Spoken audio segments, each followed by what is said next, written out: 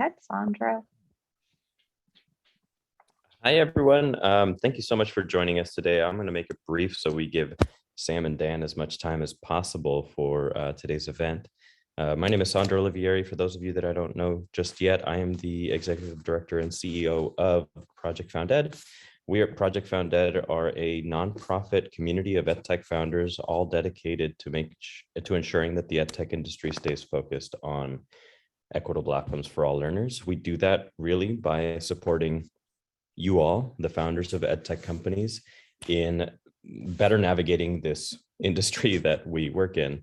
One of the things that I think you guys all know firsthand, and what we've come to really understand, is that the EdTech industry is not the friendliest of industries to operate in. There's lots of things that make it really rather special, both in the promise of the industry and what it can deliver in terms of learning outcomes, and also what you need to do for your business in order to succeed within it. And that's what today really is all about, is a continuation of our creating resources and opportunities for EdTech founders to better be able to operate within this industry and get your innovative and amazing solutions in front of more kids, more places. We started last year, opening up the community in April last year. And it's gone great. About 800 different organizations have signed up to be a part of Project FoundEd, which is just incredible growth. And, we've always said that we're not going to stop until we get 100% of EdTech founders on our platform. And so for this year, we still have aggressive goals of at least doubling that membership by the end of this year. And we're going to keep doing events and webinars like the one we're doing today, and creating more resources specific for EdTech founders. If you go to our website and if you're not signed up for Project FoundEd, please do. It's free for founders forever. And so you just get signed up on our website. There'll be some recorded webinars that we've done in the past, some classes on how to think about research and efficacy in the early stages of your EdTech company, and some additional resources like investor lists, of anyone we've ever seen invest in EdTech. There's a big list on our website. In addition to that, there's a Slack community, a pretty thriving Slack community of founders just supporting each other every day. And so this year, we're hoping to do more of the same, and also start to create channels to connect this innovative EdTech that you guys are all creating directly to the educators that might implement it in the classroom. We're only on the initial stages of that. We might pilot a version of that event in March. And so you'll hear more from us about that as the time comes. But we're going to be doing that in March. So that is what we're here for. We're here for you, really, on behalf of the kids that you eventually serve. But we're here to support you to get to more kids, more places. And with that, I am super excited for our guests today. Dan and Sam, I'm gonna leave it to you to introduce yourselves and just hand it over. So thanks everybody for joining. And if you haven't signed up yet, please do at projectfounded.org. Take it away, Dan and Sam. Thank you, Sandro. Very much appreciated. Can you guys hear me okay? Yeah, excellent. Great. All right. So first of all, thank you to Project FoundEd for hosting this, all the folks that have registered and come to this event. We are going to talk through sort of what the agenda is momentarily, but before we do, I want to start sharing my screen and show you a little bit of who we are and why we're here. So now that I'm sharing, I can't see everybody. Can someone tell me if they can see my screen, please? We can see it. Thank you, Sam. Okay. So what we're going to do today is first tell you who we are, then we're gonna talk about the agenda. This is a really special session for us, and we hope you guys think so too. Learned a long time ago, listening to anybody speak in the front of a room, or in a classroom, or on a podium, or a Zoom call like this, be nice to know who we are first. So I will skip a lot of this, but I've been a sales guy for eternity. Went to graduate school because I was tired of being a sales guy at the early age of 24. And right out of grad school, became a sales guy once again, and fell in love with the adult professional sales profession.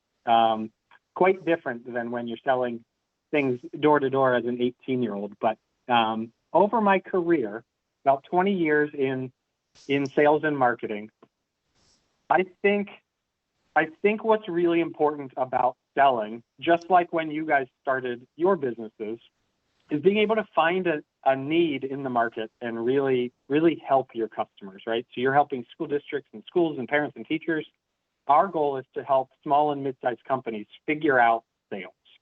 And one of those things is, how do you leverage best practice selling? So like what to say, when to ask questions, how to do it, what tone to have, what your body language should be, all of those salesy things, and infuse that with the right processes and strategies and technologies, and really have a modern playbook from start to finish to gain new customers. That is by far my favorite thing about what we do. And we're going to talk to you a little bit today and give you a lot of the details that we implement every day so that you guys can get started in your business. Before we get to the agenda, I'd like Sam to jump in and introduce himself. He has a little bit more background in the EdTech world, so you're going to love that. Thank you, Dan. Yep, my name is Sam Stein, and I am also with Engaged Prospect. Dan is the founder, and we have known each other since in previous lives. And when I was able to join about 3 months into the business existing, I did, and we've been growing this thing ever since for about 7 years. I am a former educator, so I am either of your tribe or I am definitely of the tribe you are trying to talk to. And it's you know, I never stopped being in love with the teaching profession. Things are funny how they work out. So when I left the classroom, Dan was working for an education technology company. He was the director of sales for them. And I started doing some networking, and I said, Dan, I'm leaving the classroom and I see you're working for this really cool, not even an EdTech startup. They were a well-established education technology company. What's going on? He said, I'm hiring for my team and you might be a good fit. Why don't you come check it out? And I fell in love with EdTech sales as a former classroom educator. Then when Dan decided, hey, I don't want to be the director of sales for one company, I want to help lots of companies figure out their sales strategy and process, he started Engaged Prospect and I came along with him. And one of the things that I do, or the main thing I do with the company, is I coach and train and do client relations for all of our clients. So I said, it's funny how things work out. I'm back in the teaching mode, but instead of teaching children civics and psychology and history and poli-sci, I am teaching founders and sales executives and sales reps how to sell.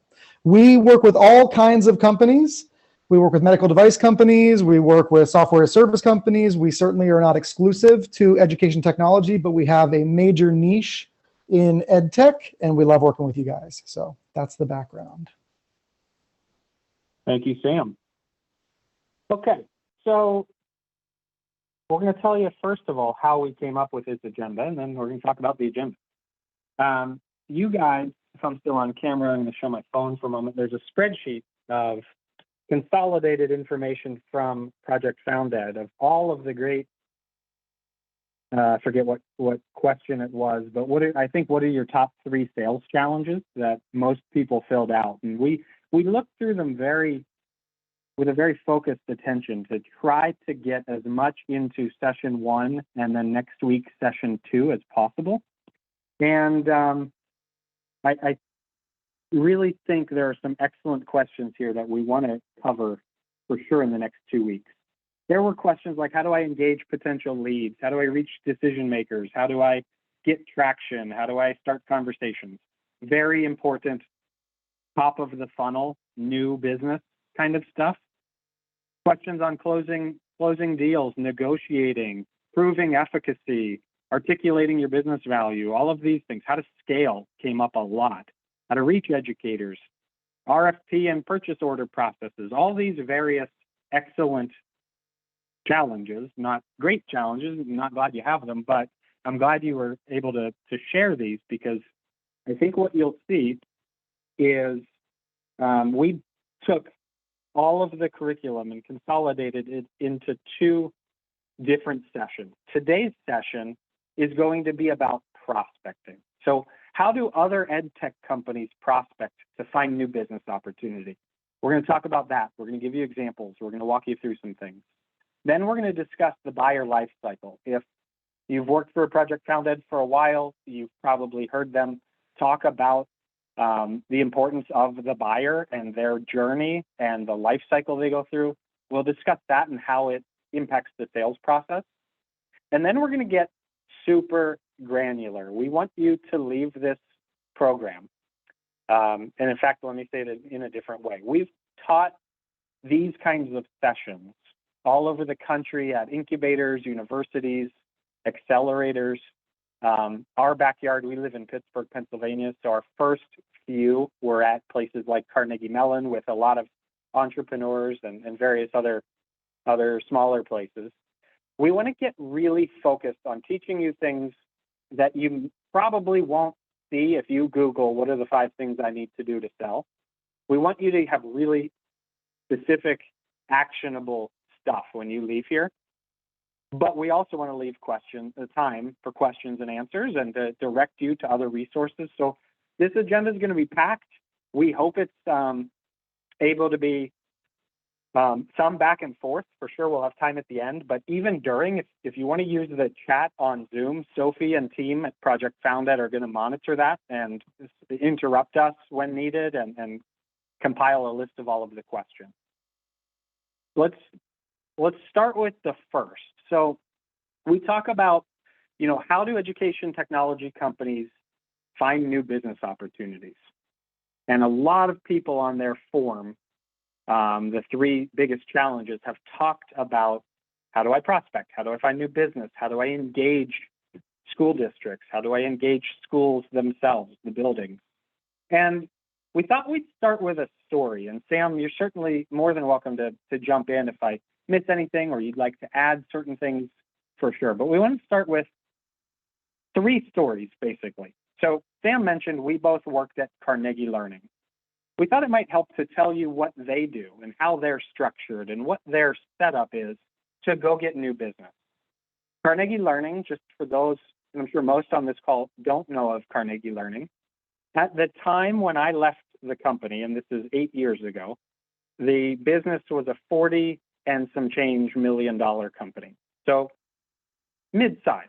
I'm sure a lot larger than some of you, and maybe smaller than others that you've worked for or are currently helping with. Carnegie Learning, big math company, sells software, textbooks, and professional development training to teachers, and mostly middle school and high school math. The structure of Carnegie Learning's sales operation included all of the things you see on the left-hand side. For those not looking at a screen, there are a dozen different ways to structure a sales role. You can have field sales or outside sales reps, and those are folks that live in their market. So somebody lives in Atlanta and works in the Georgia territory. He or she goes out to schools, sits down face-to-face with people, trade shows. In some states, you have adoptions for core materials. So they go to these adoption meetings and caravans. Field sales is the oldest profession in sales. It's face-to-face sales. Many times, organizations, and Carnegie Learning is one of them, have inside sales as well. Sales development representatives, those that are tasked to get new appointments and prospect heavily. Business development, which these terms have many applications and definitions depending on who you're asking. In our world, BDR would be from hello all the way to close, and they sort of see that whole process through, and then turn the account over to an account executive. Sales ops would be more technical and data focused and technology. Where do I get lists from, and how do I set up good processes?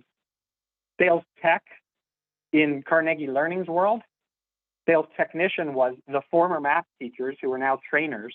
I remember, I don't know if there's anyone from Utah on this call, but I remember going to a presentation in Jordan, Utah, and I think it's South Jordan School District for Carnegie Learning.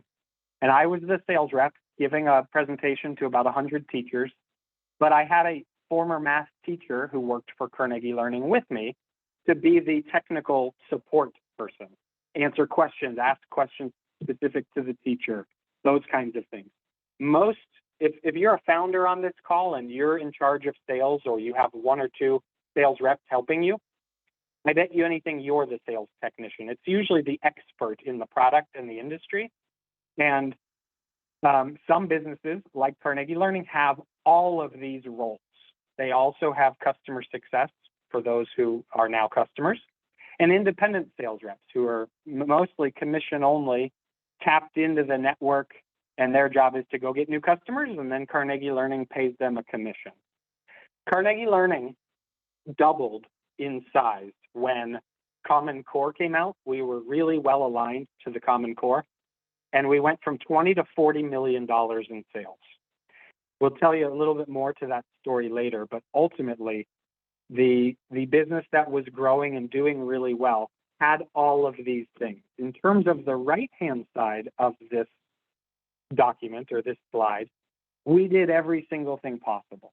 So and I'm going to rattle this off quickly because you'll get bored of it by story 3, but we had digital marketing, sending emails to current customers, to opportunities, cold emails to prospects. We did cold calling and sending personal cold emails through inside sales. We would research school districts and figure out what their challenges were before even addressing them.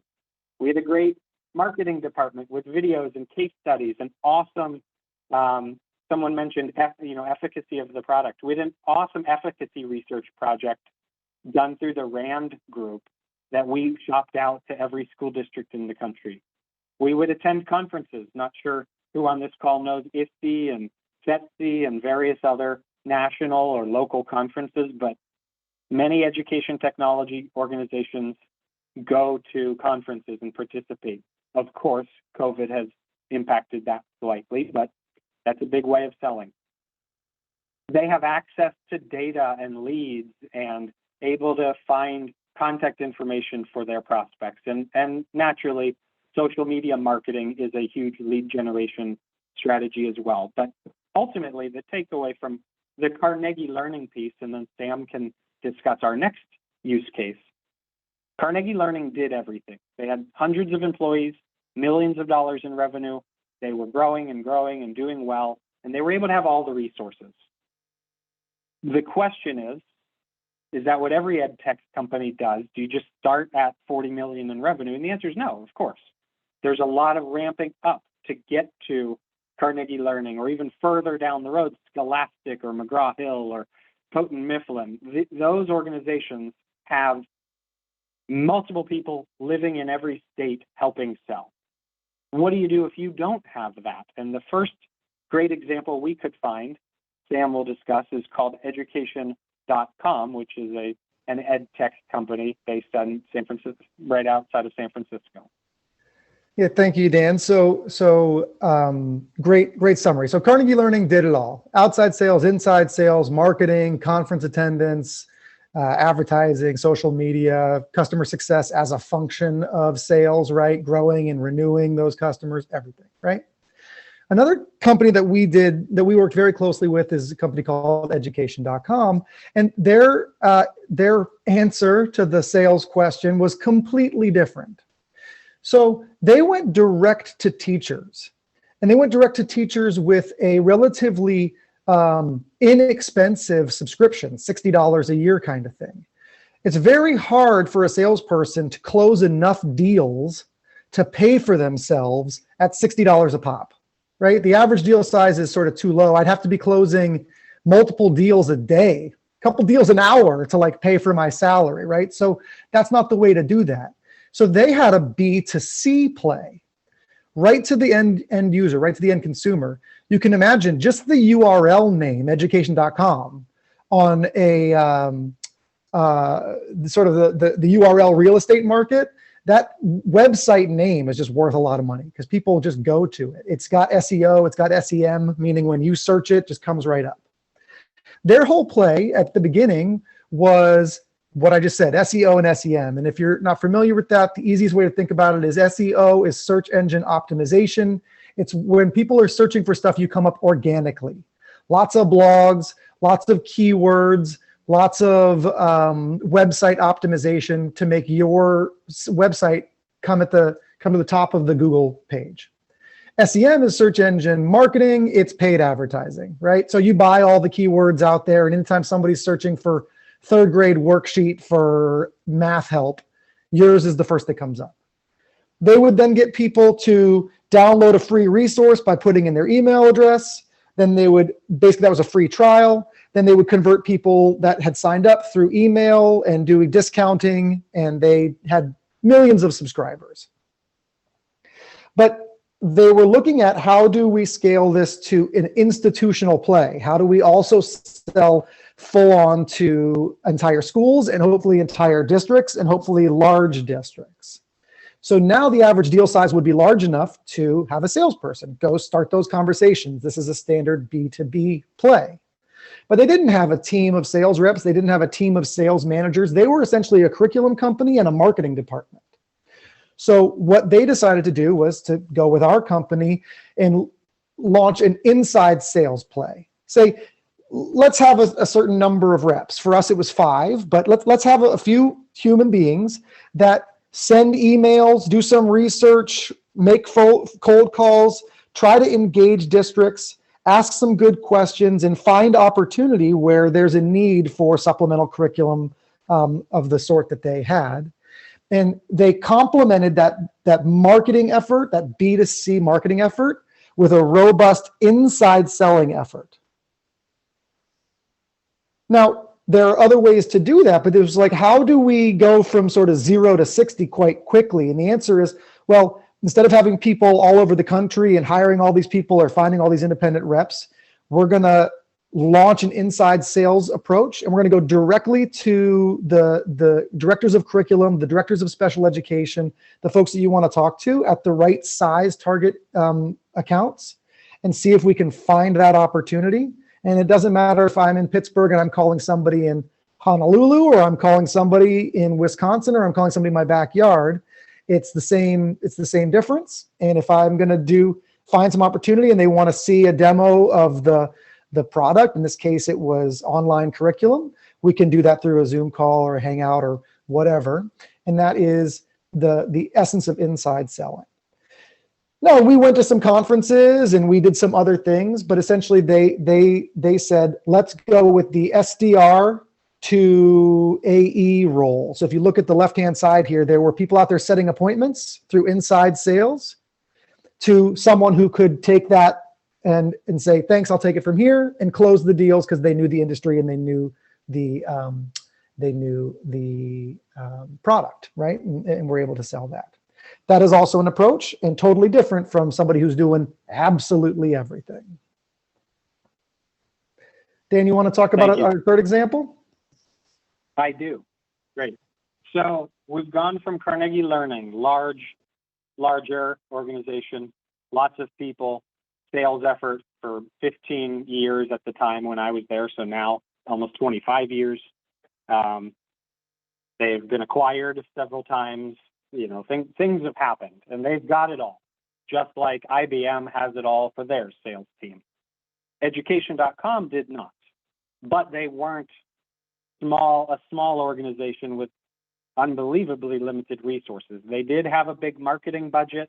They would buy Google advertising and Facebook ads to drive people to their website, and then use a consumer type model to convert leads into customers, or an inside sales outbound approach to go after districts themselves.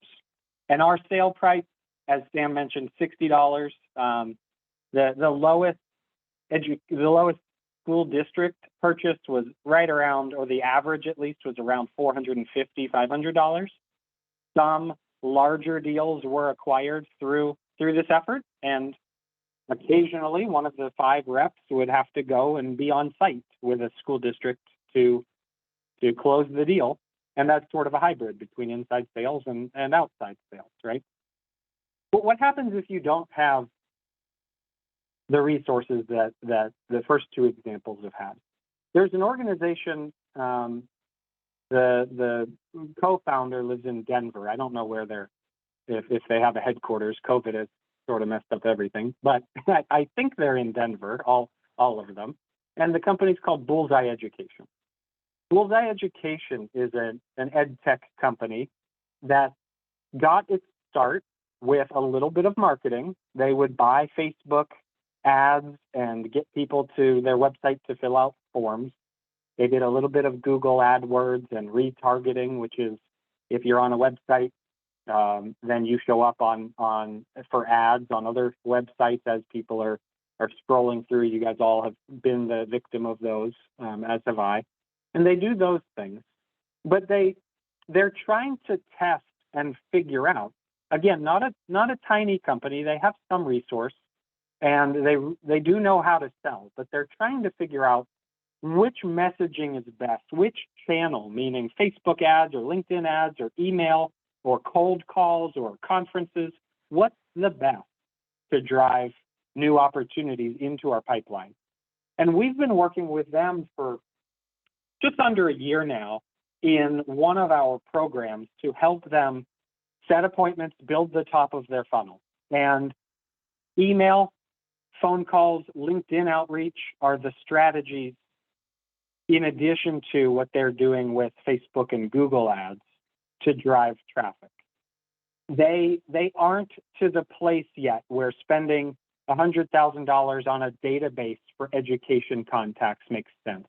They're not to the place where they can have field reps all over the country. They're not to the place where they can have a staff of curriculum writers and content writers writing blog posts and creating digital marketing materials. So they're doing an inside sales hybrid with some digital marketing to drive traffic to their website. And it's going great. I spoke with him yesterday or maybe 2 days ago to get permission to use their name. And he wanted to make sure that you guys knew that they weren't tiny companies, or they weren't a tiny company, and that their biggest strategy currently is testing.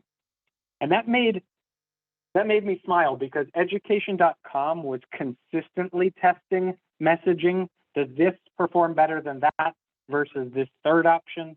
And Carnegie Learning, through the sheer number of people that were out having conversations to sell, we were testing and analyzing data all the time to make sure that we were going after the right target market. For instance, one quick tangent, Carnegie Learning, we thought our best customers were the larger school districts, Miami-Dade, LA Unified, Dallas ISD, Chicago Public, etc. We thought they were our best customers because they were the customers that were paying us the most money. Turns out the renewal rate was always lower because, and I don't know which of those organizations this is true, but let's pick Miami for argument's sake. Turnover in the leadership team at the district and the school level leadership was high, right? As opposed to a suburban school in where we live, southwestern Pennsylvania, if you're a superintendent of a suburban school, your turnover rate is a lot lower than Pittsburgh Public School, for instance. So what we found at Carnegie Learning through testing was that our best customers were actually the suburban and slightly rural schools that had great stability. And the larger New York City Department of Eds and Chicago Public Schools were great sources of revenue and excellent customers, but they weren't our ideal target. Education.com tested a ton, and Bullseye is also testing, but using as many of these bullet points on the screen as possible. That's the key. We're going to get into in a moment what we do to actually make sales and drive new traffic. First, we want to define what the customer life cycle is. So, Sam, let's jump back with you, if okay, and go through this for just a moment. Yep. So I train this and continually train this for hours afterwards. I'm going to try to do it in 2 minutes. So take that for what it is. You've probably heard of your sales funnel. Oftentimes people are thinking of their sales funnel as the middle one here. Like I have an opportunity. Now I need to present to them and scope the work and then get them a quote or get them a proposal and then close or lose the deal. But I want you to think of your sales program as actually 3 funnels. And I want you to think about it kind of like fishing. Prospecting is casting the lines and getting a bite. Once you have a bite, that's the middle one. That's the opportunity. Now you have to slowly and professionally reel that fish into the boat without losing it off of the hook. And then once you've got that fish in the boat, some people know how to fillet that fish and cook a great meal with it, and other people are going to make it dry, right? And that's your renewals, okay? And sticking with that analogy, and what we're going to talk a lot about today is the very first one, right? The prospecting. If you think about two people who go out on a boat and go fishing, and you look at them from afar, from the shore, all you see is two people sitting in a boat, or two different boats, and they're both going like this. If you can still see me, they're cast in lines. And then somebody comes back to shore with 8 fish, and somebody comes back to shore with 0 fish. And it looked like they were doing the same thing. But if you asked the person with 8 fish what she was doing, she might say, well, I went to a shady spot because the fish I wanted to go after like the shade. And I went to a shallow spot because the fish I wanted to go after like shallow. And I had this type of bait because they like that type of bait. And I had this type of fishing line that was the right, gauge or whatever it is. And I went at this time of day, and I went, blah, blah, blah, blah, blah. They knew exactly what they were doing. They had technique to their prospecting. And if you look below the funnel there, I have a whole bunch of things to consider when you're doing prospecting. Are you segmenting your messaging? For instance, if I have a textbook and all I have is that textbook, it's printed, it's the same textbook no matter who has it, it's not customized, it's a textbook. And I'm reaching out to superintendents. I'm going to talk to superintendents about how other similar districts of similar size have used this textbook in their 8th grade classrooms and raised test scores across the district by X%. Because superintendents are interested in raising test scores across the district. And if I reach out to a teacher, I'm going to say, notice here in the margins where the call outs are, this is going to make lesson planning easy. And notice here where every 3rd page there's a little icon of a megaphone. That's where your call outs are in class to get your kids participating, which is going to make classroom management easy. Same textbook, but the messaging is different. And if I do that, I'm a better fisherwoman or fisherman than if I just send, we have a textbook and it's awesome. So segmented messaging is really an interesting way to do this. Having prospecting cadences. Am I putting people through a process where it's more than one outreach attempt? Using third-party stories. Am I coming at you with features and benefits? We have this, we have this, we have this, we have this, we have this, until you're blue in the face and nobody wants to listen? Or am I telling stories where people are like, oh, that's interesting. I can relate to that story. I can see myself in that. Maybe I'll take a look at what you guys offer. All of these types of techniques make for better prospecting. And so, again, I want to zoom back out and say, most people think of their funnel as the opportunity funnel, but you've actually got 3. And there's a ton of things you can be doing, little slight edge techniques within each of them to be a better fisher person, to get more fish in the boat, and then to cook those up more delightfully for people to enjoy the meal. And that's another thing to think about. On the other side, your renewals. Do you keep your renewals? Do you grow your accounts? Do you get referrals? Are you asking for referrals? Are you upselling? There's all kinds of selling that goes into that. You guys know this. When you call in for a problem with your credit card to American Express, they say, no problem, we won't charge you for that. Hey, well, I have you on the line. Can I tell you about our other special offers? Their customer service is actually a sales department, right? And small organizations or startup organizations can do the same. And if you look below there, we have upsells, renewals, making sure your customer implementation is smooth, getting more share of wallet, understanding the lifetime value of your customer, putting them through cadences where they're getting add-on value, and a cadence is basically outreach messaging. So I just want to show you this because, again, I could train on this for an hour. I'm not going to go into everything that's in here, but I want you to think about setting up your strategy for sales. You need to be you should be isolating these 3 as individual pieces, or for lack of a better word, buckets for your sales strategy.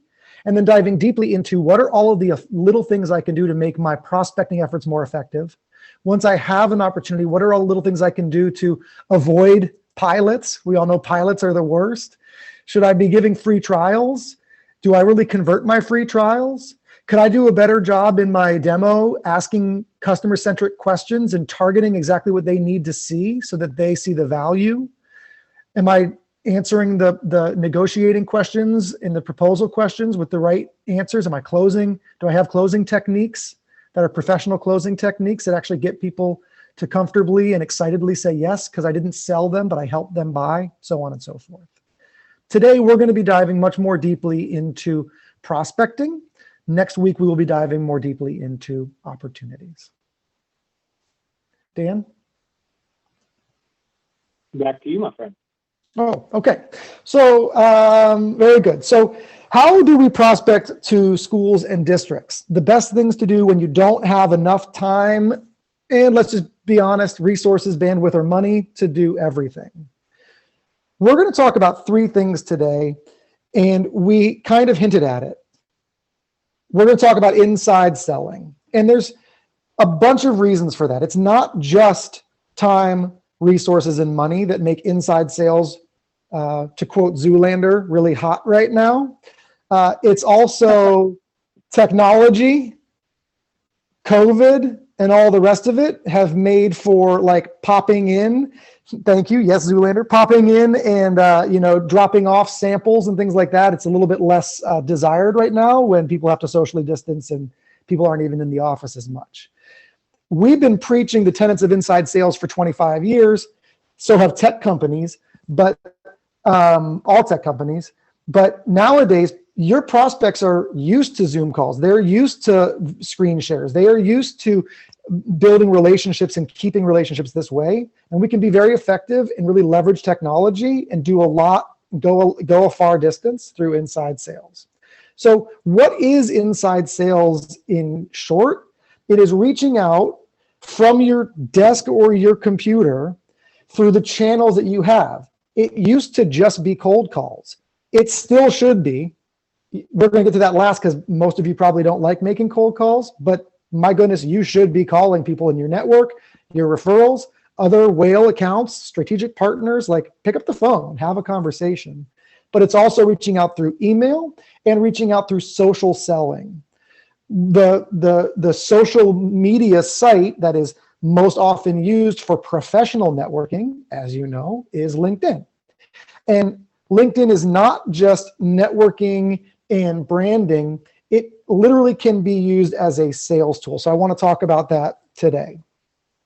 So the strategy is to use LinkedIn as a sales tool. The first thing to do is to prepare. The example I give for this is if you're going to go invite a lot of people to a party and actually get them to come to your party, but you didn't get any food or a DJ or a cool venue, and everybody just shows up and the party sucks, that's not very good. But if you go get the best DJ and the best food and the best venue and you don't invite a single person, do you have a party? The answer is no. So the food, the venue, the DJ, that example is updating your profile, updating your business profile, and creating content so that when you now go and try to connect with people or DM people and invite them to a conversation or to check out your page or to check something out, it's that perfect marriage. They actually go and they see things that will resonate with them and that make sense. So the first thing is your resume, and you might already have done this, your profile, you might have already done this, should not look like a resume anymore. It used to. Many people use LinkedIn to get jobs, and they would say, for my sales guys out there, I hit 20%, 120% quota, 6 years running, I was President's Club, blah, blah, blah, blah, blah, blah, blah. And I am a, sales leader or blah, blah, blah, these kinds of things. Your profile, and not just your business page, but your personal profile, should actually speak to the challenges you solve, to the folks that you've worked with, and to the offerings that you have. So here's an example of mine. I don't know, if I figured mine would be easy enough, but under my name, you'll see what's called the headline. And that headline used to say like, experienced sales professional. That's about me. Now it's about what I do for my prospects. I solve sales challenges. I inspire action toward company growth, and I'm grateful for my clients. I actually need to adjust this. I don't like it very much. We can test it. We can make it better. But what it doesn't say is experienced sales professional. When you scroll down on the page, and I think Dan's running this, you'll get to the About section. And again, I do have here experienced EVP, but I have launching and refining sales efforts, revenue driven with a focus on strategy, process, revenue ops, BI tools, sales training. And the company that I work with, they need sales strategy, they need a process. They might have heard about revenue operations, but they're not doing it. They know that they need some sales training. They're a founder or they're a new sales rep and they need coaching, or they're a small company and they don't have internal training resources. So these are the things that they're looking for. So these are all on here. The point is, ready your profile for the outreach you're going to do, so that when people say, well, I'm not going to necessarily get back to this person, but I'll go click on their profile and see who's reaching out to me or who's asking me for a meeting, you'll see more about they'll see some of the things that they're looking for. Quite literally, you can take copy off of your website and put it as your about, right? We help blank do blank with blank. Dan, you can go back to the slides, please. So the first bullet point, update your profile. The second bullet point, use your personal profile, not just your business page. And the third is begin creating content and thinking of that as a newsletter. The more people you connect with on LinkedIn that aren't just your friends or your family or not your prospects, the more they will see your posts. And those posts should, again, be all about the projects you work on, the cool things you are doing for other districts, other educators, the how-tos, the 5 best practices that you guys put in play for your clients. And they will see this and they will be learning about your brand just like they signed up for a newsletter. So post regularly and think about, again, that LinkedIn is no longer just your friends and family. It's this network of your prospects, because that's who you went and connected with. And because of that, match it to the school calendar or match it to the things that make sense for the educators that you work with. So have back to school posts, have second semester things, have spring break, have getting ready for the summer, how to keep your students or teachers engaged during the summer, and so on and so forth. All of this should be speaking to the things that are important to the administrators. Okay, so that's sort of prepping for the party, right? That's a profile that makes sense. That's content that makes sense. That if people actually come to your party, they're going to be like, oh, this place is cool. This resonates with me. But how do you get people to come to the party? You need to prospect through LinkedIn, just like you would prospect on the phone or at networking events or at conferences. You ask people to come check out your booth, right? You ask people to come check out your website. The way that starts is through connection requests. Once someone has connected with you, you now can send them direct messages. And you want to personalize in your direct messages. You want to add value. Give them something interesting to think about. Give them an interesting question. Share a piece of content that you thought made sense for them based on something you learned about them. Only once you've made a deposit in a bank can you take a withdrawal. And so don't just go hardcore into prospecting right off the bat. Say, I want to connect with you. I'm helping folks in these ways. I just wanted to share this information that I thought would make sense for you. I hand selected it for these reasons. Take a look. I hope it's helpful. Circle back later and say, I saw that post that you made about the cool things you're doing at your district. That's awesome, right? Build a relationship first and then say, I would like to talk with you about the stuff that we do. Are you open to that? That's taking a withdrawal. And if you've made enough deposits, liked some of the things that they're doing, personalized your outreach, given something of value, people will say yes. If you walk right through the door and just ask for a meeting before delivering some content or something of value, they're going to smell your commission breath and they're going to walk away. But that doesn't mean that this doesn't work. It means that there's technique and process to it. And part of it is readying your house for the people that are coming, and then going and inviting people in a way that is inviting to them and that they actually see value in taking that meeting or in reading that content. I highly suggest using social selling. It humanizes the experience, and they can do some research about you really quickly and find out who you are as a person and the things that are important to you. Down below, you'll see some things on technology. I want to skip, actually, I'll do the first one first. There are some automations that you can put on your web profile, on your LinkedIn profile, to send connection requests and then to send some messages. Obviously, that limits the amount of personalization you can do, but it increases the quantity. And if you've segmented your sales navigator list or your list of prospects to give them a specific set of messaging, you're at least very targeted that way. I will tell you that terms and conditions do apply. You are not supposed to put LinkedIn automations on, but like anything, if you use it appropriately, it's not that big of a deal. If you're going to go and try to connect with 8 people today, and it's going to take you half an hour to do that, and instead you can just press a button and connect with them in 12 seconds, that's fine, I should say. It is against terms and conditions, but there's 1,000 companies that offer these automations. They wouldn't offer them if people weren't using them. Use it respectfully and appropriately, and it's usually fine. Use it inappropriately, and LinkedIn will shut down your account for 30 days, and that's no fun. So I do want to make sure, I mean, this is recorded. I'm telling you it is against terms and conditions, but I'm also telling you that there are ways to use it appropriately to just make you a little bit more efficient and at the things that you would do manually anyways. And in those cases, I see no harm, no foul, but move forward, with caution. Secondarily, how are we getting our lists and finding the people that we want to go prospect? I highly recommend using LinkedIn Sales Navigator.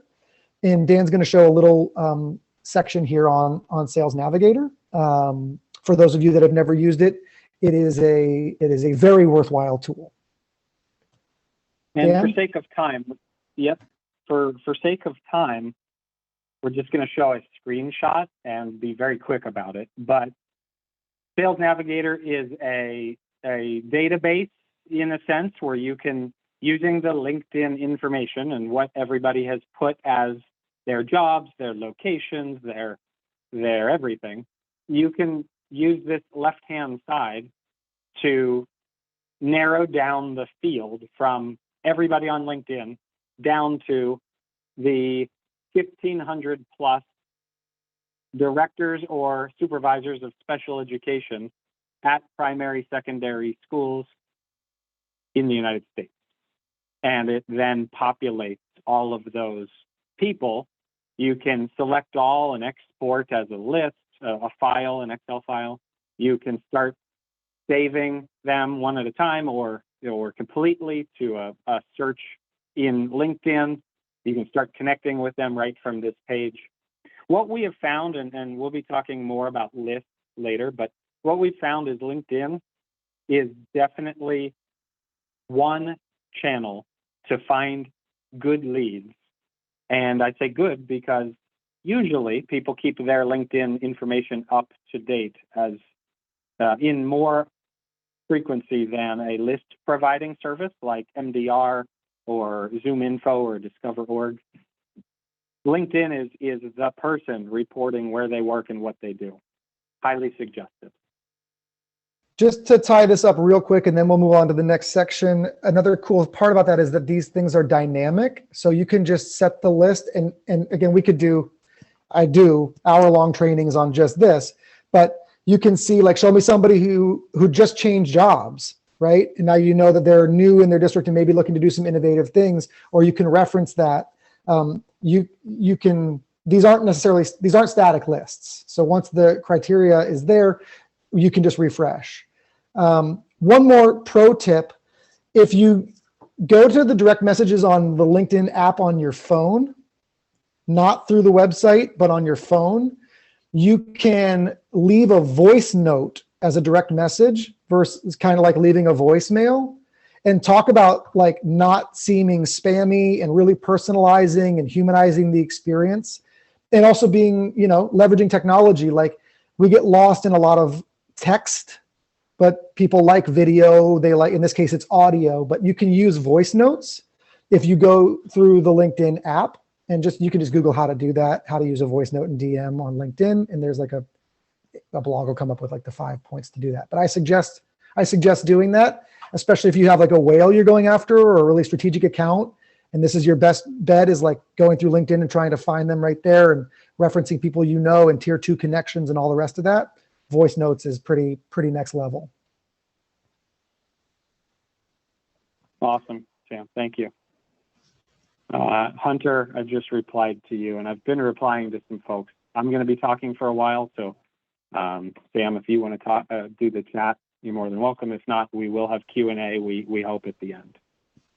Okay, so that's LinkedIn. There are 3 things that you can use without any other resources to grow your business. LinkedIn is one of them. Email marketing is another. And cold calling, all of your favorites, I'm sure, is a third. We're going to talk about email for a little bit. So I said email marketing a moment ago, and I want to actually rephrase that. Prospecting emails are very different from marketing emails. I will define it as such. To me, and this is sort of like agnostic of industry or company, but to me, a marketing email is pretty. HTML, balloons, buttons, videos. It's colorful and really nicely put together in a template. Prospecting emails are what you would send a superintendent of a school district if you were sitting on your couch trying to connect with somebody at XYZ district. That is a prospecting email. So pretend you wrote it out of Gmail or out of Outlook, and it's just words. You might have links in it. You might even have an image with a video to click here, but it doesn't look like what, Groupon or Barnes & Noble or Amazon would send you. It's much toned down and just looks like you were sitting on your computer typing. You can still automate that, but it should look like you're sending it out of Gmail or Outlook or whatever your email provider is. So email is probably something a lot of the folks on this call have done at some point. We're going to talk about some of the best practices as it relates to strategy, messaging, and technology. So for strategy, this was actually a question many people asked on the entry form with the 3 things you're struggling with. So messaging, it is absolutely ideal, always ideal, to segment your messaging based on who the person is, what their organization is, and possibly where they are located. Since it's such a big group, I'm not going to ask for examples from the audience, but I'm going to sort of tell you what answers we would get. I would ask, who is currently selling something that involves state standards, whether Common Core or individual state standards or whatever it might be. And some of you are going to raise your hand and say, I am. Some are going to say, I'm not. I sell something different. So in terms of segmenting, a superintendent cares about things differently than a director of technology, who cares about different things than special education directors, who care about different things than principals, who care about different things than teachers. I know I missed a lot of job titles there, but I shared enough too to hopefully get you thinking about your buyers and how they are different, right? They might all want to buy XYZ software that will help their students achieve better test scores. But the superintendent comes from it with a different place than the special education director, who comes from it from a different place than the teacher. Segmenting based on job title alone is the first good step. Think about it even deeper, though. Segmenting based on size of school. If you email a rural school in Alabama and say, hey, guess what? We're working with New York City Department of Education, and here's the scores that our students have achieved, and the product is awesome. They're gonna read it and say, that has nothing to do with my 1,200 students K through 12 in my district. It's just different. And if you go to New York City and say, hey, we're working with a few small districts in rural Pennsylvania, and it's really working well for them, you should check it out. They're going to say, we're New York City. Have you worked with Miami or Chicago or LA? And I'm being a little sarcastic, but if you can, you should have an email campaign going to curriculum directors at large school districts and curriculum directors at mid-sized and small school districts, and separate the two. In your messaging, you can reference New York City for the large districts, and you can reference XYZ school in upstate New York for the smaller school campaign. Additionally, you can do the same for state.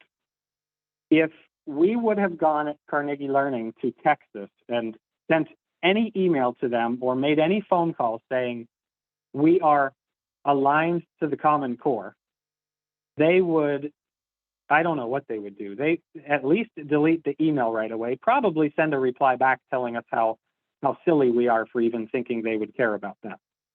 And my point is, you need to talk to them in their language and based on what they are challenged with. And your messaging and your email performance will be greatly improved if you segment your target market. Same thing goes for the 3 other bullet points. Strategic partners, right? That could be other companies in the EdTech space. That could be BOCES or RISAs or education service centers that are the state level in some states. That could be a variety of things. Investors, you're sending them different messaging than you're sending to school districts. And then alternative channels such as charter, private, online schools, parochial schools. They should be getting, somebody that's the head of school at a charter school wants to know how you've helped charter schools, not how you've helped Pittsburgh Public. And again, a little sarcastic, but if you think about yourself as a buyer, if you get an email that it seems somebody took time to really give you good advice, really give you a message for you, you're more likely to read it and want to follow up on it, as opposed to if somebody sent you an email, I'll use us for example. We could send emails all day long saying, do you need more sales help?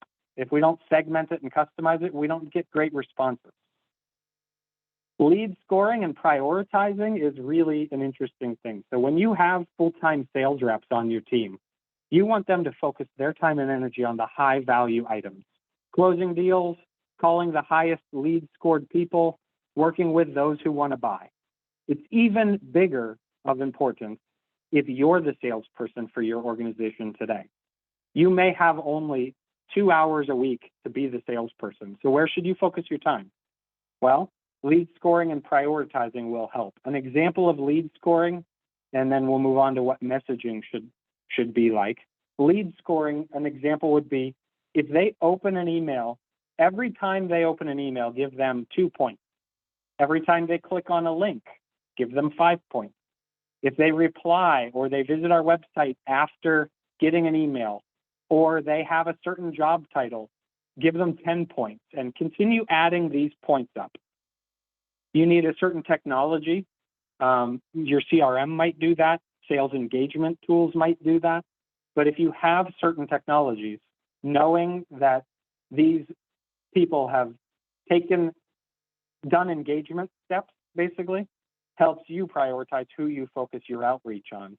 And it's an excellent way of really capitalizing on the low-hanging fruit, so to speak, and something we highly suggest.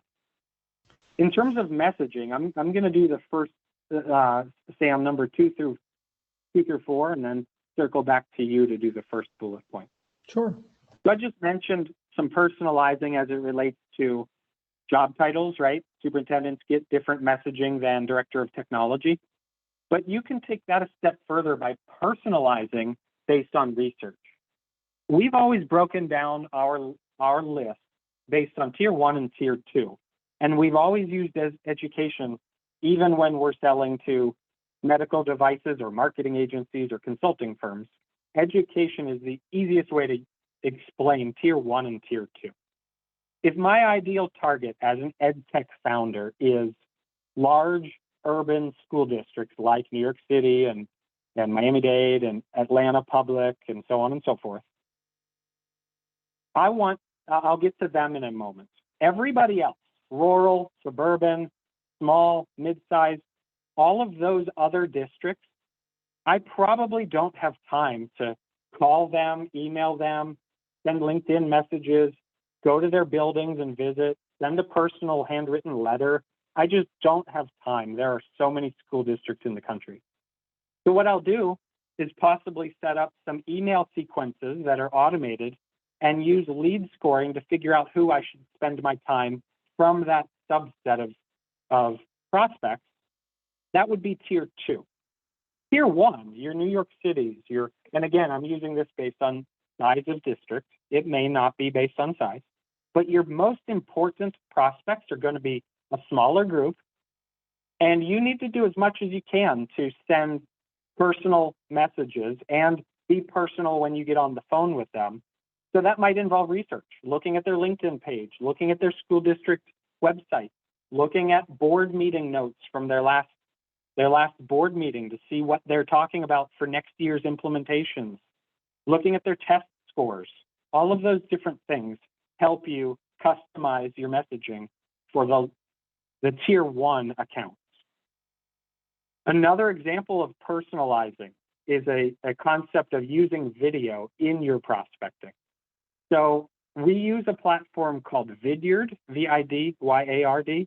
There's other organizations, Loom, Loom is one, and there's a variety of examples. But putting a short 30-second video in an email within a sequence of emails will help you stand out from everybody else trying to reach these folks. And it will also help you figure out, help them figure out that you are a real person. You're not just an automated marketing campaign, and you're trying to reach them for a specific reason. The results from personalizing always outperform having automation. However, again, you have tens of thousands of school districts to target, so we think you should do both when possible, because you have so many districts that you won't be able to target tier 2 if you're only focusing on 50 accounts at a time, if that makes sense. Let me give you a couple email statistics before we move on to the next couple of things. So MDR stands for, I believe, Market Data Research, and it's an education database marketing company. So that's where a lot of EdTech companies get lists for contact information for schools and education in general. Per MDR, in 2017, mind you, this was 4 years ago, so the data is certainly a little bit outdated, but in 2017, they said that the average open rate for K through 12 is 6 to 8% of your emails are getting opened. In higher ed, they say that 16 to 26%, so significantly higher, of your emails are getting opened. Secondarily, we've found this is over the past 6 months in 2021, our average open rate is 25.6% with all of our clients. And for K-12 and higher ed combined, our open rate is 35%. So it's really important to follow some of the bullet points on this list to have as high of an open rate as you can. If you're going to take the time to send emails out, you really want them to be read. Now, that's not the only metric that's important. Another metric that's important is click-through rate, meaning you say, hi, my name's Bill, and I work for XYZ Education Company, and we're helping curriculum directors solve these problems, and our students love us, blah, blah, blah. Here's a link to check out our most recent blog post talking about how curriculum directors are using our stuff. The average open rate per MDR in education sales the average click-through rate is between 0.6 and 1% for K-12. So you send out 100 emails, one or less are clicking to learn more. In higher ed, it's also higher, 2 to 3%, 3.5% really. So 3 people out of 100 are clicking on a link. We have found in all of our clients, the average is almost 8%. It's 7.78%. And in EdTech, surprisingly, it's lower than our industry agnostic. We have 4.8% for K-12 and higher ed click-through rate. That means 2 things. Only 5% of the people I send an email to are clicking on a link to learn more. That's not that high. That also means I should be sending a lot of emails in order to get traction. So your job, our job for our clients is to use quality and quantity, blend them together to figure out the sweet spot of gaining new customers. Sam, can you please explain the call to action flow? I can. So again, when I was talking, I'm going to be real quick about this, but when I was talking about LinkedIn, I said, prospect these people respectfully and make a deposit before you take a withdrawal. It's the same kind of thing here. If your call to action is, let's do a demo, want to do a demo? How about we do a demo? You're going to not necessarily get that.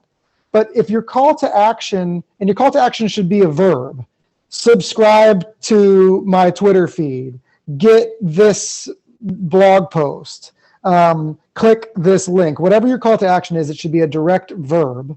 And there's a way to actually make it a call to value. The action is the verb. The value is like, subscribe to this newsletter to get the top 2 mindfulness, techniques that we're sharing with superintendents who are struggling with, now having to deal with COVID. I'm just making crap up, right? But the value is, what do I get as a prospect if I do this thing that the email is asking me to do? Check out this short video. Okay. Check out this short video of a testimonial of a similar special education director and how she saved 2 hours per week per blank on their admin work. Again, these are just examples, but try to frame in your messaging your call to action as a simple call to action, and maybe reframe it as a call to value by explaining what they will get, what they will learn, what value they will get. Again, I want to go back to my example of someone fishing. This work is hard. At the end of the day, sending a lot of emails is not the only answer. Sending segmented messaging emails and having good value and making them short, making them impactful, and putting them in conversational language. I could go on and on. So if you've tried this before, if you've tried email, or if you've sent 5 connection requests on LinkedIn and the person didn't actually accept them, or if you made cold calls for one afternoon and talked to nobody and decided never to do it again, it's not that the techniques don't work, it's that maybe you need more best practices put into these efforts to start seeing conversion results. And one of those is changing your call to action to a call to value. So that's all that's about. Great. Hope So I saw a question on the chat about how do you, any advice on reducing emails ending up in spam and increasing open rate? Yes. So I think, through the dumping numbers at you a second ago about our open rate versus industry agnostic, versus industry average for MDR, wasn't to say we're better. It's to say it's really hard, right? And I think we are a little better too because of some of the things we do in the back end. I'm going to go quickly through this, but we will send follow-up messaging with other resources and so on, and certainly can chat with folks in the future about, and any challenges you're having specifically. But in general, yeah, there's a few things to do to make sure you're not ending up in spam and that people are opening your emails.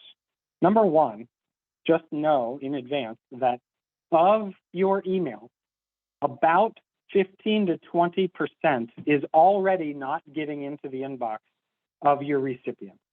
That is totally different if you're sending emails to people you've already interacted with.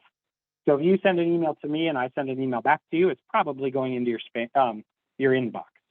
But if you're cold emailing, which is what we all need to be doing, there's some challenges. So here's an example of a report I ran for my own company in October.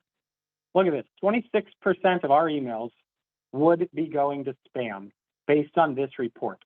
The company, for those taking down notes, is called Glock Apps, GLOCKAPPS.com.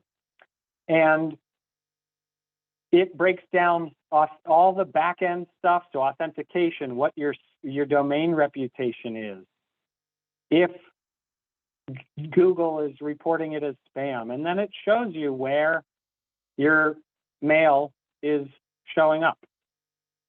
Long story short, there's nothing you can do to prevent it entirely, but one thing is setting up all of the authentication codes on your domain properly. If you run a Glock Apps report and it's not registering, you'll have big red things right here saying what's wrong with it. That is number one. Number two is what's in your content. Number three, and I'm going to show you real quick, an example of content. So the email that I was using for that test only scored a 74 out of 100. So it absolutely needs to be better. Here's the example. And you'll see the video in its recording later, but it's a typical cold email. You don't know me, but here's what we're doing to help people, and so on and so forth. It has resulted in tons of business for us, but again, could be better. So what this cold email grader, and I think that's the name of the company, does, is it's an automated thing. You just plug in your subject line and your text, and it turns around and tells you out of 25, this is 24 out of 25, the subject line's great. The body needs some work. The deliverability is pretty good, but it could be better. And the mechanics, such as grammar and spelling, are 19 out of 25, which I don't know. The spelling is good, so not sure why that is. All of these tools are available. Take it with a grain of salt. It may never give you 100 out of 100, and maybe it's because they want to sell you something. I'm actually not sure. But we've used this with almost every email template prior to launching just to get its feedback, plus our own anecdotal feedback from reviewing. The final piece is a process called warming up your inbox. Don't get an email address and start sending hundreds of cold emails on day one. If you've been in business for 3 or 6 months or more than a year, and you're sending emails every day, more than maybe 50 or 100, you probably don't need what's called to warm up your domain. However, most organizations do. And warming up your domain simply means sending an increasing number of emails, as you can see here, in a daily fashion that goes to a list of email addresses that the company, this company is called Warmbox, and happy to talk to anybody after about these companies, of course. But this company, Warmbox, will send these numbers of emails, and it grows up to about 80 a day. And what they do is if it goes into spam, they pull it out of spam and put it in the inbox. They reply to a certain percentage of emails. They click on the links that are in the emails. Basically, all the activity they're doing is driving better domain reputation. You will, Ritu, we'll get you a list of all of these tools, and certainly can chat with you as well. All right, now for the dreaded least favorite. So maybe we'll do this quickly, but Sam, phone. Yeah, so I heard a phrase the other day that I really liked. It's not exactly correct. There's all kinds of other things that go into this, but I liked it. It was, hey, of all the best practices that people tell you and all the ways to do cold calls and all these things that people like Sam will teach you, the post basically said, I can't remember if I saw it on LinkedIn or some other channel I'm part of in the sales community, but basically said cold calls are binary. Cold calls, the success rate for cold calls is binary. You're either doing it or you're not. And I thought, oh man, I love that, because that's the truth. If you call a bunch of people and you say, like, I'm a founder of an EdTech company and I've got, some things I want to share with you. Do you have any interest in talking? You will get a lot of people that say, no, take me off your list. No, thank you. But we know, and we teach it, and we do it all the time, that you will get. Some other people will say, I don't usually take sales calls, but actually that sounds interesting. Or actually, I did just get out of a meeting about that because that's a hot topic right now. And if you got a solution, I'm all ears. And then you do a little happy dance. You're like, I can't believe it actually worked. It happens all the time. And the answer was the whole thing that determines whether or not you have success in this is literally the activity, whether or not you're doing it. It's a yes or a no. So I'm not going to convince you that cold calling is not dead. I'm not going to try to make you like it. And I'm not going to tell you all the things that go into necessarily being successful. I'm just going to talk about how this is an absolutely crucial, important piece. Every company we work with, we set this up, and it all starts producing once they start doing it. So let's just get into it, okay? Phone prospecting. So their lead scoring is a great way to do this, especially with limited resources. We've talked about this already, but a great way to start is by maybe, if you're comfortable with it, using some LinkedIn automations, definitely using segmented, very, very message tailored email campaigns to start saying who's connecting with me on LinkedIn, who knows people that I know, who's clicking my links, who's visiting my website. Okay, I've sent thousands of messages, but I've got 75 people that are lead scored. That's my call list. I'm going to call those people. That's not that many. If I call 15 a day, I can get through it this week. So using lead scoring is a great way to say, I don't want to do a lot of cold calling, but at least the folks I'm calling are maybe warmed up, maybe know about my brand, maybe will actually say like, oh yeah, you sent me a message. I thought that you were just emailing me. You're actually calling me. This is more personalized than I thought. So lead score from your tier 2, from your larger outreach to give yourself a phone list, and then obviously prioritize tier 1. Those are districts that you must work with. When I work with a new sales rep and their territory is, let's say, Pennsylvania, and I'm like, oh, you got this district and that district and this district. How'd you get that? They go, oh, they responded to my emails. I go, cool. What's happening with Philadelphia? And they go, I don't know. They didn't click on any links in my emails. I go, come on. Your territory is Pennsylvania. You don't wait for them to click on links. Like Philly and Pittsburgh, you got to just be called. Like figure out what's going on with them. Their priority, right? So you can also do that, figure out who are your strategic accounts and start doing that. Don't think of cold calling in the old sort of boiler room way. You might have heard, how do I get past the gatekeeper? Don't get past the gatekeeper. Leverage the gatekeeper. Talk to the gatekeeper. Learn from the gatekeeper. Have a conversation. Treat that person with respect. Many times in education, that person is in charge of the calendar of the person that you're talking to, or at least can see it and will say like, yeah, it knows a lot about what that person, that decision maker is interested in. So don't try to get past your gatekeepers. Leverage them in education, especially if you're calling schools or districts. Your connection rate is high. You will talk to people. So get something out of that conversation. Learn something from that conversation, and it will make your next call go that much better. Use permission-based openers. It's consent. It's like, hey, can I have 20 seconds to tell you why I'm calling? Then you can decide how we continue. Is that fair? Is that fair? People say that's fair. I don't want to take a cold call, but you have 15 seconds. Why'd you call me? And then ask them, does that resonate with you? Or do you have any challenges like that? Would you be open to learning more? Can I send you some information that's tailored for you? If you ask these questions, you will find that people relax and actually are, if they're interested in you solving their challenge and they don't want to be sold, but you can help them buy something that will make a difference in their life, the call will go fine. So again, tailor your messaging every time to your list segment. If you're calling investors, that's different than if you're calling superintendents. It's different than if you're calling strategic channel partners, and so on and so forth. Have a mini value prop. You don't want to be the guy who opens his jacket and says, we have this, we have this, we have this. Opens the other side, says, we have this, we have this, we have this. My first sales manager, she taught me, don't have the we haves, right? As soon as you're doing the we haves, they're not listening. Your mini value prop is very simple. We help these types of folks and these types of institutions with these types of challenges to get to this promised land. Does any of that sound like anything you're dealing with? That's it. It's never how you do it. That's for much later in the sales process. So here's mine. We help small and mid-sized businesses. They're looking to launch a sales effort, don't necessarily have all of the resources internal to do that, and they're looking for a partner to help them set up some strategy and some process to be more effective and more efficient. That's it.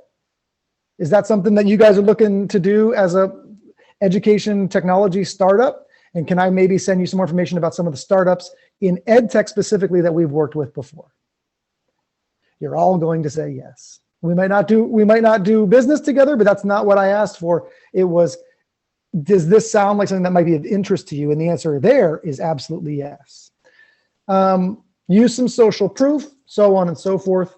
I want to show you something. We're getting real close to the end here, but I want to show you some metrics to think about when it comes to your calls. Dan, are you able to pull up the pro forma metrics real quick? I am, and we should, let's have this be the last thing, and we can supplement anything missed with a follow-up email, of course. And we'll go Sure. to Q&A after this, if that's okay. Typically, these are the metrics that we strive towards. We have crushed these metrics for some clients and gotten them well beyond this. And we have others that aren't able to hit these, and it's a grind. But I want you to think about this in terms of success rates. Your success rate could be as low as 1 in 60. Imagine that. Imagine a baseball player who got on base 1 in 60. They don't stick around. You need to be getting on base 1 out of every 4 to just stick around in baseball, right? A batting average of 250. Not in sales. If you make 60 calls, you're going to talk to gatekeepers. You're going to leave voicemails. You're going to talk to people who aren't sure who to send you to. That's not a conversation. A conversation with the actual decision maker, a curriculum director, a principal, the person you want to talk to. Really, you only need to talk to about 10%, and that's what we see. You actually get through about 10%. That's 6 conversations. 2 of them are going to tell you to jump off a bridge. We're not interested. No, thank you. Take me off your list. 2 are going to say, I don't know, maybe you could send me some information. Like, we certainly have those challenges, but I don't have any budget for this. That's neutral. But 2 are going to say, you called me at the right time. We actually are looking at this. I'm selecting from vendors for this. I saw those emails and actually checked out your link. It looks kind of cool. You'd be surprised. People will give you the time of day. And of those, about 50% will eventually want to see a demo and want to see more of what you're talking about. If you had an SDR making 100 phone calls a day, they could be finding 1.5 demos a day from those numbers. Imagine that, right? Imagine hundreds of new opportunities a year, but it can be a grind. But not if you're looking at it through the lens of, I know what my conversion metrics are. They don't have to be 1 in 4. They could be 1 in 60, and I've got new demos. Now, if your average deal size is $20, this is never going to work. But if your average deal size is several thousand to tens of thousands to sometimes very large deals, then this type of work makes real sense to find some opportunities. From there, some of those are going to ask for a proposal, and some of those are going to convert, right? I show that just real quickly to let you to make you think about, don't feel discouraged if you make a lot of phone calls and only find 1 opportunity. That's about right. But if you do that work consistently, or if you have someone in your team doing that work consistently, or if you're doing it for strategic accounts, then that win, again, that's the happy dance win. Like, I got 1 and I'm glad I picked up the phone and made a few phone calls. And if you're lead scoring, going after the right targets, you will have higher conversion metrics. Okay, sorry, that was super fast, but we're running low on time.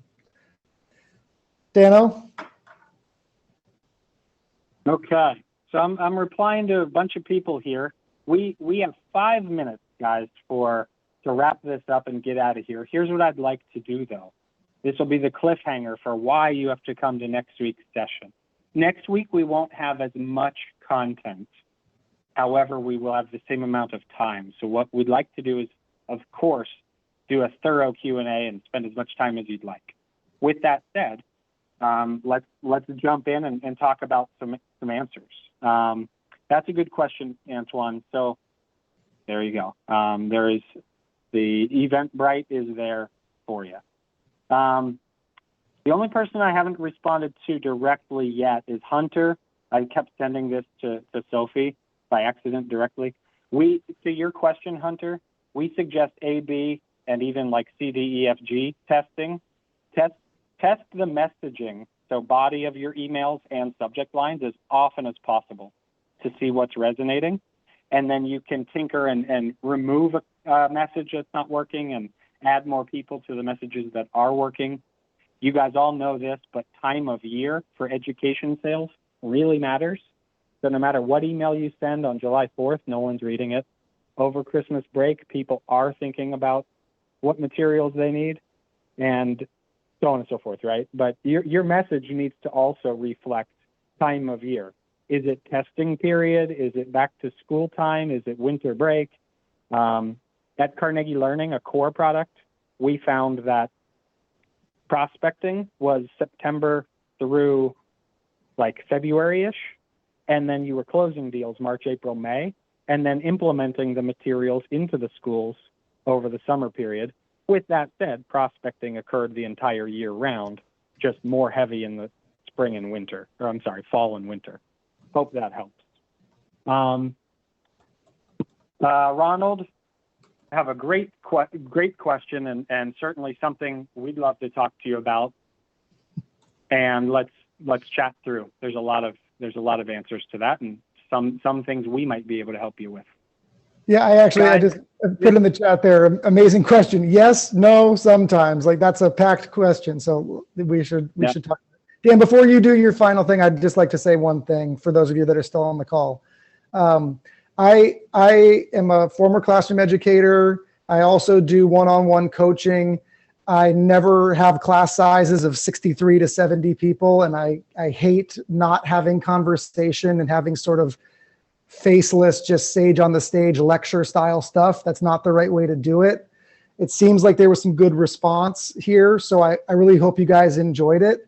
And if anybody, I just want you to know we're available. If anybody wants to talk about their own business, selfishly, we'd love to work with you, but also like, I don't like that I didn't get to have conversation with you and answer specific questions. It's not the right way to teach.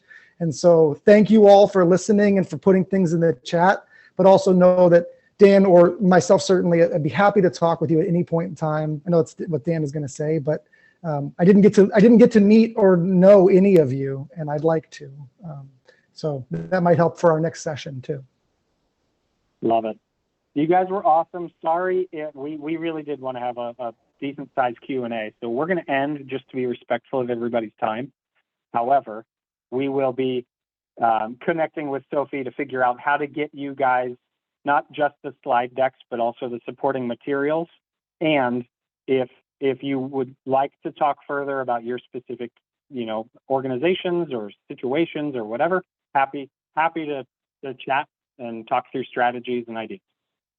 Thank you all so very much. Have a great day, and hopefully you can take 1 to 3 of these things we've shared and go get it done. Take care. Thank you everyone so much. Thank you, Sam. Thank you, Dan. So great. We'll see everyone next week. Bye.